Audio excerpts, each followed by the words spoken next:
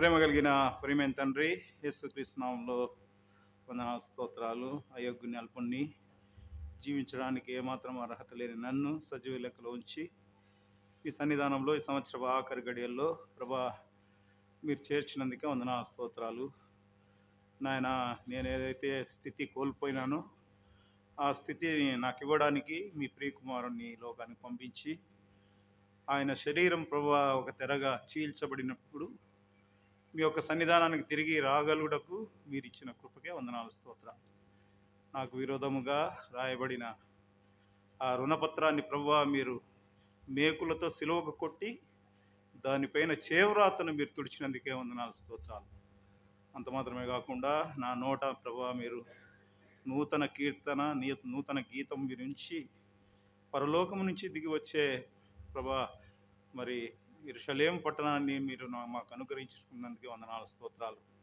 దినదినము ప్రభా ఆ విధంగా మీ యొక్క స్వారూప్యంలోనికి రావడానికి మీరు సహాయం చేస్తూ వస్తున్నందుకే వందనాలు స్తోత్రాలు. ఈ విధంగా నా జీవితంలో మీరు కలుగజేసిన అద్భుతాల ఆశ్చర్య కార్యాలను బట్టి, తీసుకొని వచ్చిన ప్రతి పరిస్థితిని బట్టి కూడా వందనాలు స్తోత్రాలు చెల్లిస్తూ ఈ నా స్తుతి ఆరాధన నా కొరకు తిరిగి రాను యేసునామమున అర్పించి ఆరాధిస్తున్నాను తండ్రి. ஆமென். మనము చాలా గంభీరమైన స్థలం మరి సమయంలో వస్తున్నాం. நாம் மிகவும் ஒரு கம்பீரமான ஒரு முக்கியமான நேரத்துக்குள்ளே வந்திருக்கிறோம். బల్లలో చేయి వేయుట అనేది దేవుడు మనకు ఏర్పాటు చేసినాడు. ஆகவே பந்தியிலே பங்கு பெறுவது தேவனுடைய ஏற்பாடாக இருக்கிறது. హెబ్రీయులకు రాసిన పత్రిక எபிரேயருக்கு எழுதின நிருபம் ஹீப்ரூ சாப்டர் 9వ అధ్యాయము சாப்டர் 9 ஆஃப் ஹீப்ரூ. కొన్ని వచనాలు మనం చూసుకుందాం. சில வசனங்களை நாம் பார்ப்போம்.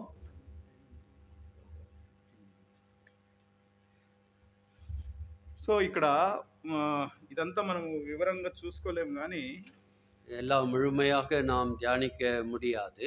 ఇక్కడ ప్రత్యక్ష గుడారం గురించి రాయబడి ఉంది. ஆகவே இங்கு ஆசரிப்பு கூடாரத்தை குறித்து நாம் வாசிக்கிறோம். ఇశ్రాయేలీలు వారు ప్రయాణమై వెళ్ళుచున్న సమయంలో இஸ்ரவேல் ஜனங்கள் பிரயாணம் பண்ணி போகையில் దేవుడు వారికి ఇచ్చిన మరి ఆజ్ఞల ప్రకారము, தேவன் கொடுத்த கட்டளைகளின் பிரகாரம் వాళ్ళు ప్రత్యక్ష గుడారాన్ని నిర్మిస్తూ వచ్చినారు. அவர்கள் அந்த கூடாரத்தை பரிசுத்த ஆசரிப்பு கூடாரத்தை ఏర్పడుతున్నారు. తిరిగి దేవుడు వాళ్ళని వెళ్ళమన్నప్పుడు మరి ఆ ప్రత్యక్ష గుడారాన్ని తీసుకుని ఇంకొక చోట ఎక్కడ ఉండమంటాడో అక్కడ ఉండి దాన్ని అక్కడ ఉంచేవారు. அவர்கள் சில நாள் தங்கி ஆண்டவர் இப்போது இந்த இடத்தை விட்டு கடந்து போங்கள் என்று சொல்லும்போது ஆசரிப்பு கூடாரத்தை மடித்து தேவன் காண்பிக்கும் ஸ்தலத்திலே போய் அதை மறுபடியுமாக அந்த ஆசரிப்பு கூடாரத்தை போடுவார்கள். ప్రత్యక్ష గుడారానికి బయట ఆవరణం ఉంటుంది. ஆகவே அந்த ஆசரிப்பு கூடாரத்து வெளிப்புறம் இருக்கிறது. తర్వాత ఇత్తడి గంగాలము బలిపీఠం ఉంటుంది. அங்கே வெண்கல பலிபீடம் இருக்கிறது. లోపల దీపస్తంభము, తర్వాత బల్ల పైన రొట్టెలు ఉంటాయి. ஆகவே அந்த பரிசுத்த ஸ்தலத்திலே சமூகத்து அப்பங்களும் அங்கே அதாவது இன்சென்ஸ் ஆல்டர், அங்கே அந்த புகை போடுகிற சாம்பிராணி போகிற இடம் இருக்கிறது.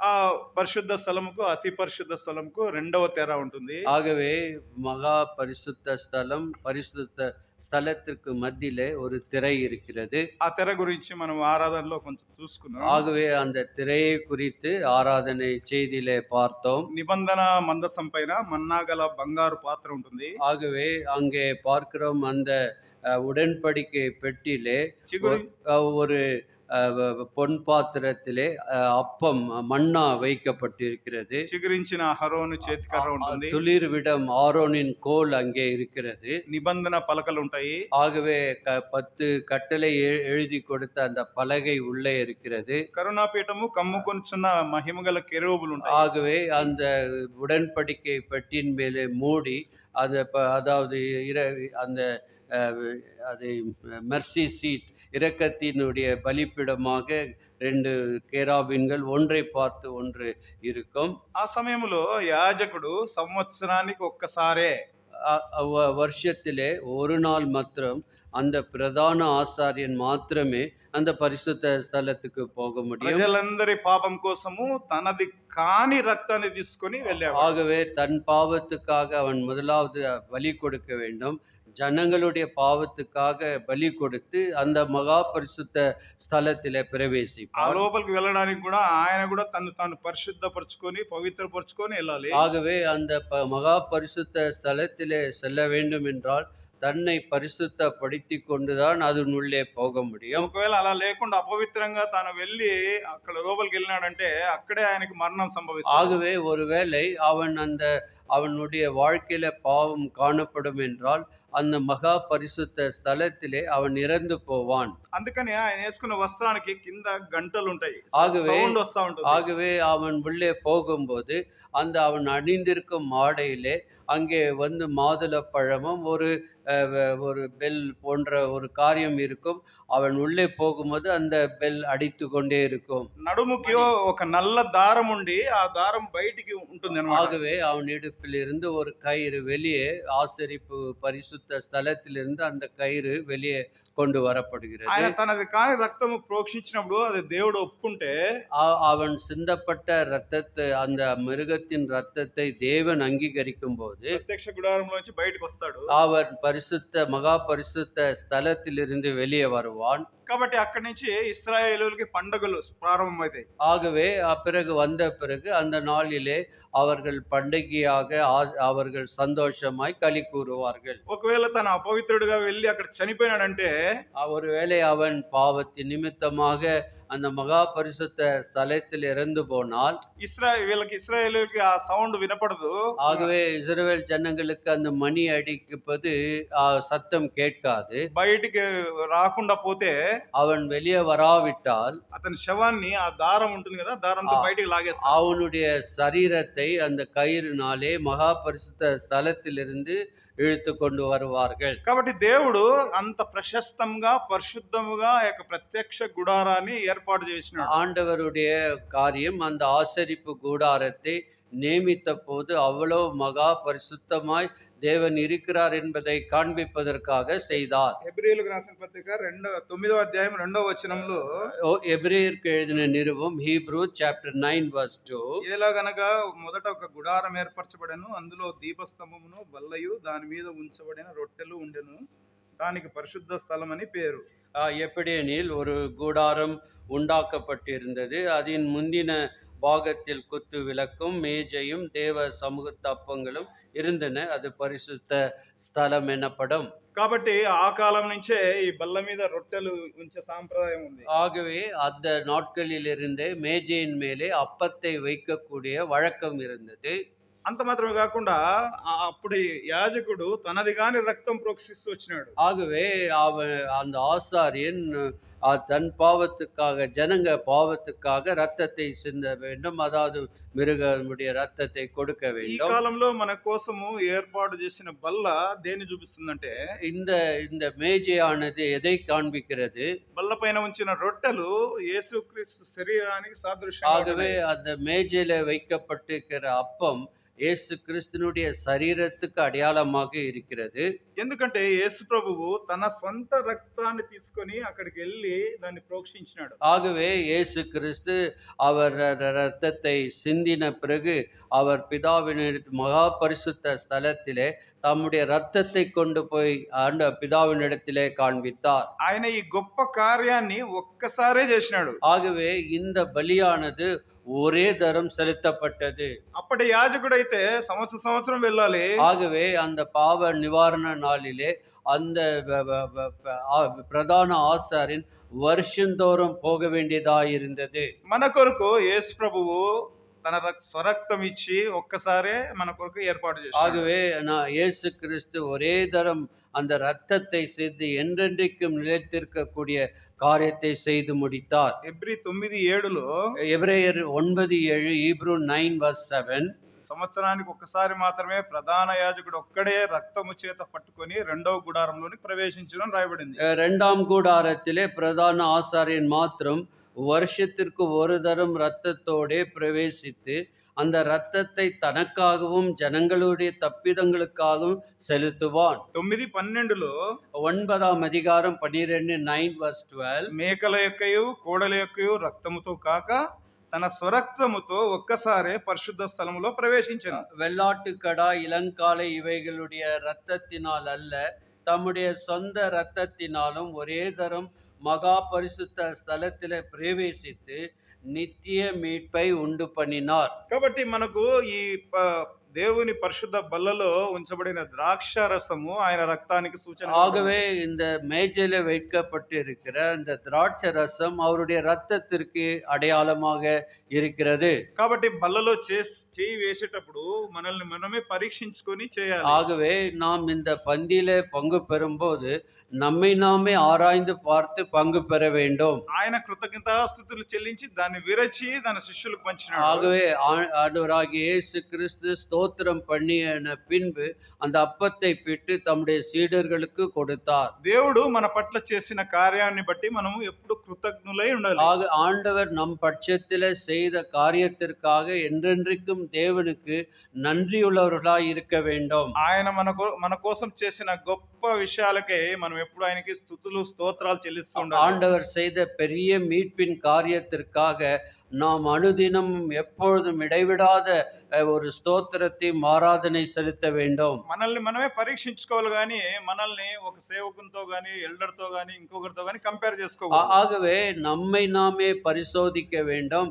நாம் ஒரு மூப்பரையோ ஒரு ஊழியக்காரனை வைத்து நாம் பரிசோதித்துக் கொள்ளக்கூடாது. దేవుని ఆ ప్రత్యక్షపు వెలుగులో మన తప్పులు మనకు కనబడతాయి. వాటిని మనము ఒప్పుకొని మరి బల్లలో చేవేయాలి. ஆகவே தேவனுடைய வெளிச்சத்தை அந்த வெளிச்சமானது நம்முடைய குறைபாடுகளை மட்டுப்பாடுகளை காண்பிக்கிறது. காட்டும்போது அந்த தவறுகளை உணர்ந்து அறிக்கை செய்து விட்டுவிட வேண்டும். ఇక్కడ 9:10లో ఒక వాక్యం చాలా బాగుంటుంది. 9ஆம் அதிகாரம் எபிரேயர் 10ஆம் வசனத்திலே ஒரு வசனம் அருமையாக இருக்கிறது. అందరూ కలిసి చదువుకుందాం. எல்லாரும் இணைந்து வாசிக்க. ஹீப்ரூ 9:10 ఇవి దిద్దుబాటు జరుగు కాలం వచ్చే వరకు வரைக்கும் நாடோர் தரும்படி கட்டளையிடப்பட்ட போஜனமானங்களையும் பலவித ஸ்தானங்களில் சரித்துக்கேற்ற சடங்குகளை எல்லாம் வேறல்ல. కాబట్టి రెండు ప్రాముఖ్యమైన పదాలు మనం చూస్తున్నాం. இங்கே ரெண்டு விதமான ஒரு வார்த்தைகளை நாம் வாசிக்கிறோம். తెలుగులో అయితే చాలా చక్కగా దిద్దుబాటు కాలము అని ఉంది. ஆகவே சீர்திருத்தல் காலம். కాబట్టి బల్లలో చేయి వేయక ముందు మనము దిద్దుబాటు చేసుకోవాల్సినవి ఉంటాయి. ஆகவே நாம் பந்தியில பங்கு பெறும்போது சீர்திருத்துதல், அதாவது நாம் தவறுகளை சரி செய்து கொள்ள வேண்டும். చిన్న చిన్న విషయాల్లో మనం తప్పిపోయి ఉంటాము. ఆ తప్పిపోయినవి మనం సరిదిద్దుకొని బల్లలో చేయి వేయాలి. ஆகவே சீர்திருத்தல் என்றால் சிறு சிறு காரியங்களிலே தவறின் இடங்களை ஒத்துக்கொண்டு சரி செய்து பங்கு பெற வேண்டும். ఏవేవి దిద్దుబాటు చేసుకోవాలనేది మనకే తెలుస్తుంది. ஆகவே சீர்திருத்தல் எதெல்லாம் நாம் சரி செய்து கொள்ள வேண்டும் என்பது நம்முடைய மனசாட்சியை நமக்கு சொல்லுகிறது. నా మట్టుకు నేను చెప్పాలంటే என்னை பற்றி நான் சொல்ல வேண்டும் என்றால் నేను దేవుడు ఆశించినంత పరిచర్య నేను చేయలేదు. ஆகவே தேவன் விரும்பிய வண்ணமாக தேவ ஊழியத்தை நான் செய்யவில்லை என்று தான் நான் ஒத்துக்கொள்கிறேன். ఆరాధన వర్తమానంలో మనం చూసుకున్నాం. ஆராதனை செய்தியிலே கவனித்தோம். ఆయన ఆశించినట్టు ఫలాలు నేను ఫలించలేకపోయాను. ஆகவே ஆண்டவர் எதிர்பார்த்த கனிகளை நான் தராமல் போய்விட்டேன். గలతీ పత్రిక 5వ అధ్యాయంలో ఉన్న ఆత్మ ఫలాలు నేను చాలా వరకు ఫలించలేకపోయాను. ஆகவே கலாத்தியர் 5:23-24 ஆவின் கனிகளோ என்ற 9 கனிகள் கொடுக்காமல் போய்விட்டோம். కాబట్టి దిద్దుబాటు చేసుకోవడానికి ప్రభు సమయం ఇస్తున్నాడు. ஆண்டவர் நம்மை சீர்திருத்துதலுக்கு ஒரு நேரத்தை கொடுக்கிறார். నా మట్టుకు నేను ప్రార్థనలో ఎక్కువ గడపలేకపోయినాను.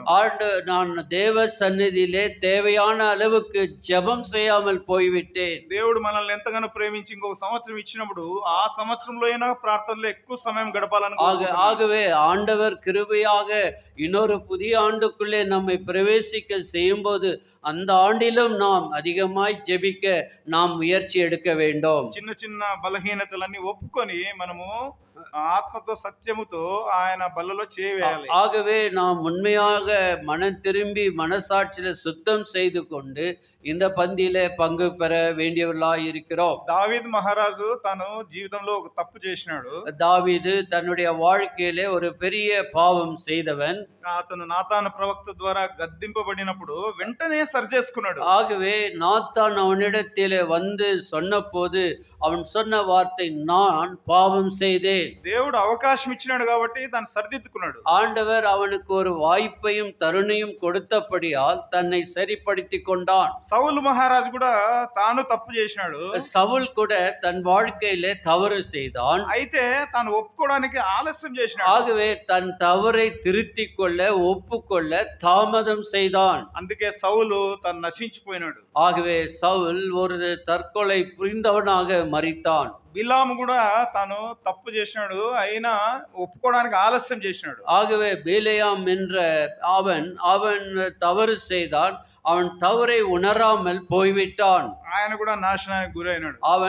அவனும் பார்க்கும்போது அவனை கத்தியால் வெட்டி போட்டார்கள். కాబట్టి దిద్దుబాటుకి సమయం ఇచ్చినప్పుడు మనం దిద్దుబాటు చేసుకొని బలులు చేయవేయాలి. ஆகவே சீர்பொருந்த திருத்திக் கொள்ள தேவன் வாய்ப்புகளை கொடுக்கும்போது சரி செய்து கொள்ள வேண்டும். రెండోది వచ్చేసి నానా విధమైన ప్రక్షాళనములు అని ఉంది. ஆகவே அங்கே பார்க்கிறோம், நாடோறும் கட்டளிடப்பட்ட பலவித காரியங்கள், அங்கே ஸ்தானங்கள், சரீரத்துக்கு ஏற்றவைகள், பல காரியங்கள் செய்யப்பட வேண்டும். ప్రక్షాళనం అంటే టోటల్ గా మనము ప్రక్షాళన చేసుకోవాలి. ஆகவே அந்த காலம் வரைக்கும் அதை ஒரு வழக்கமாக செய்து கொண்டே போக வேண்டும். ఓవర్ హాలింగ్ అంటారు, అట్లా చేసుకోవాలి. ஆகவே அது எப்படி என்றால், ஒரு பழுது போன ஒரு மெஷினை அது எப்படி அவர்கள் சரியாக பொருத்தி ஓட செய்கிறது போல நம் வாழ்க்கையில குறைபாடுகளை சரி செய்து கொண்டு போக வேண்டும். దేవుని కన్నా మన సొంత విషయాలకు మనం ఎక్కువ ప్రాముఖ్యత ఇస్తుంటే దాన్ని ప్రక్షాళనం చేసుకోవాలి. ஆகவே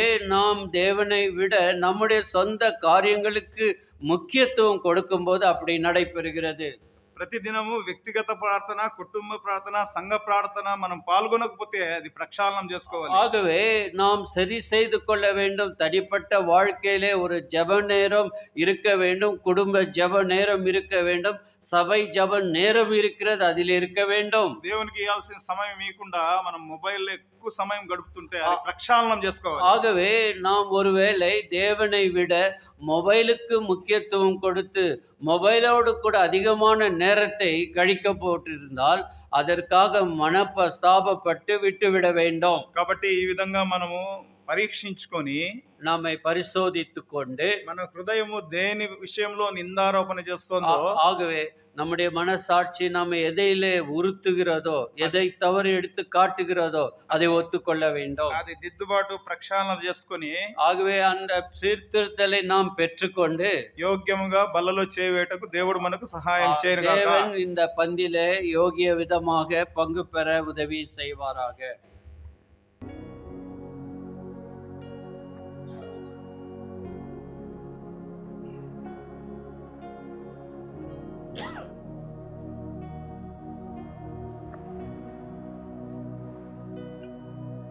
ఒక నిమిషం మౌనంగా చెప్పబడిన వాక్యం వెలుగులో మనల్ని పరిశోధించుకొని తగిన రీతిగా దీంట్లో పాల్పొందినట్లు దేవుడు ప్రతి ఒక్కరికి సహాయం చేయను కాక.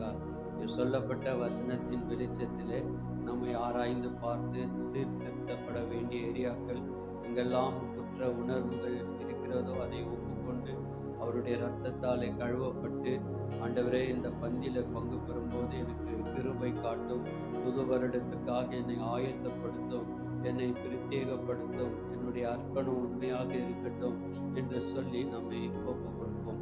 ప్రేమగల తండ్రి, కృపగల దేవా, ఈ రాత్రి సమయంలో నూతన సంవత్సరంలో ప్రవేశించబోతున్నాం ప్రభా.